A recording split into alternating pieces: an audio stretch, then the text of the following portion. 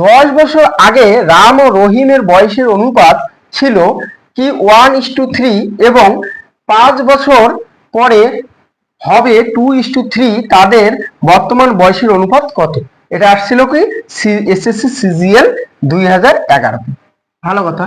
এবার বলছে কি 10 বছর, কি বলছে 10 বছর আগে, 10 বছর আগে, আর কি বলছে 5 বছর পরে। 10 আর 5 কত হচ্ছে বন্ধুরা? 15 গেল। এইবার আগে অনুপাত কত ছিল? ছিল হচ্ছে 1, তাহলে হচ্ছে আমরা কি ধরলাম এক্স, আর এটা আছে 3, তাকে দিলাম 3x। এইবার দেখো তাহলে কত হলো? 10 আর 5 কত হলো? তাহলে বর্তমান বন্ধু হচ্ছে 10 আর পরে হচ্ছে 5, কত হলো? 15। তাহলে হচ্ছে 15 যোগ, এখানে কি হবে? 15 যোগ, তার অনুপাতটা কত হবে? 10 বছর 5 বছর পরে হবে হচ্ছে 2:3। তাহলে আমরা লিখি 2:3। এটাকে এবার বজ্র গুণ করো, কোনাকুনি গুণ করো, তাহলে কত হচ্ছে? 3x, 3x প্লাস 3×15 কত হয়? 45 সমান সমান 3×2 6x। এবার দেখো এটা দিয়ে এটাকে করো, কোনো তখন 30 গেল। এইবার এটা কি আছে? এক্স লাগলোকে আমরা সামনে আনবো, তাহলে কি করবো? 3x, এটা কাছে কি প্লাস আছে, এটা হবে -6x সমান সমান কত আছে?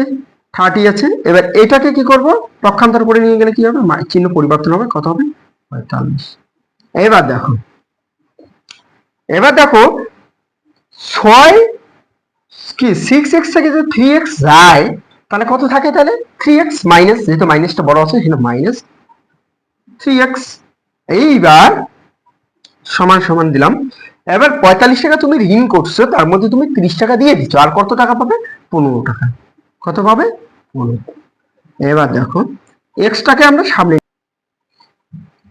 দেখো এবার মাইনাসে মাইনাসে কাটলাম, এবার কি থাকতেছে? তাহলে এটা এক্স আসলো, এই এক্স এর সাথে যে সংখ্যাটা ওটা দেবে নিচে, আর এখানে কত হলো? 15। 3×5 কত হলো? 3×5 15, তাহলে কত হচ্ছে? 5। তাহলে এক্স এর মান কত হলো? এক্স এর মান 5। এক্স এর মান 5 কি ছিল? আগে ছিল, বোঝা গেল যে 5 ছিল। কি ছিল? এক্স এর মান কত? এক্স এর মানগুলো যে ধরছি, এক্স এর মান কত বাড়লো? 5। এক্স এর মান যদি 5 হয় তাহলে কি বলছে? আমাদের বাইরে করতে বলছে তাদের বর্তমান বয়সের অনুপাত কত তাদের। তাহলে যদি এক্স এর মান যদি 5 হয় তাহলে এখানে কি আছে? 1, 1 এর মান কত হলো? তাহলে 5, 1 এর মান কত হলো? 5, 1 এর মান কত হলো? তাহলে 5, আর 3 এর মান কত হবে? তাহলে 15। একের মান যদি 5 হয়, 3 এর মান কত হবে? 3×5 15, তাহলে হচ্ছে 15।